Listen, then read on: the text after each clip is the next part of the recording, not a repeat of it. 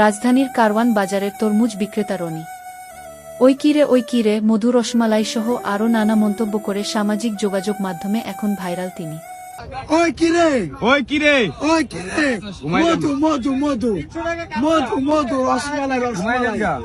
Viral হওয়ার পর থেকেই সেই তরমুজ বিক্রেতাকে দেখতে প্রতিদিন ভিড় জমাচ্ছে অনেক মানুষ। ফলে নতুন এক বিড়ম্বনার মুখে পড়েছেন ভাইরাল সেই তরমুজ বিক্রেতার দোকানে অনেকেই বিনা কারণে এসে ভিড় জমাচ্ছেন, ভিডিও করছেন। ফলে ক্রেতারা সেই তরমুজ বিক্রেতার দোকান এড়িয়ে যাচ্ছেন। এমন অবস্থায় তরমুজ বিক্রি করতে না পেরে ভেঙে পড়েছেন সেই বিক্রেতা।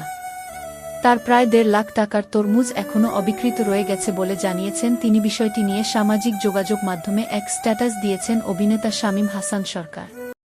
তিনি লিখেছেন, তরমুজ ব্যবসায়ীকে দিয়ে সবাই ফেসবুকে বা নিজের ব্র্যান্ডিং করে ডলার কামাইল, অপরদিকে ওই তরমুজ ব্যবসায়ী নিজের তরমুজ বিক্রি করতে না পেরে কাঁদছে, তার 1.5 লাখ টাকার তরমুজ নষ্ট হয়ে যাচ্ছে।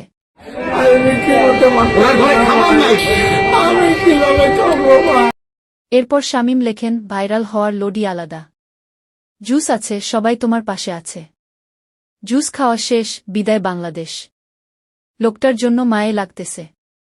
শামীমের সেই পোস্টে মন্তব্য করে সমর্থন জানিয়েছেন অনেক ভক্ত নুরাগী।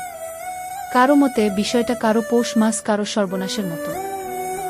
কারো মতে সবাই আসলে নিজ নিজ ধান্দাতেই ব্যস্ত। অন্যের ব্যবসা না হলে কার কি আসে যায়। সম্প্রতি এক কন্টেন্ট ক্রিয়েটর তার ভিডিও সোশ্যাল মিডিয়ায় পোস্ট করলে তা ব্যাপক শেয়ার হয়।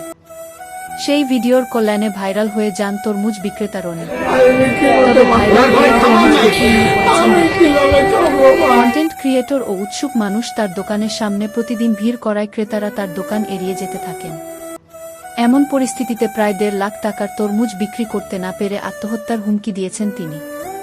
রবিবার 16 মার্চ এক ভিডিওতে রনি বলেন, আমারে এরকম বিরক্ত করলে আমি গলায় ছুরি দিমু, নয়তো 24 তলা থেকে পড়ে আত্মহত্যা করমু ভাই।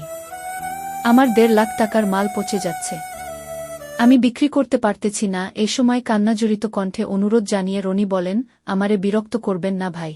সকল প্রকার বিনোদন, সকল খবর আপডেট পেতে আমাদের ইউটিউব চ্যানেল এবং ফেসবুক পেজ বিশ্ব বাংলার তথ্য সাথেই থাকুন। ধন্যবাদ।